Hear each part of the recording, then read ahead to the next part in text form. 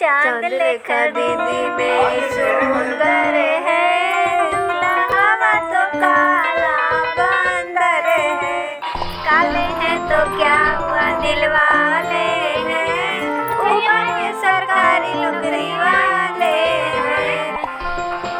चांद लेखा दीदी मेरी सुंदर है, दूल्हा तो काला बंदर है। मुँह में फेयर लवली आटा लगाई लेती, मुँह में फेयर इलायची चबा लेती।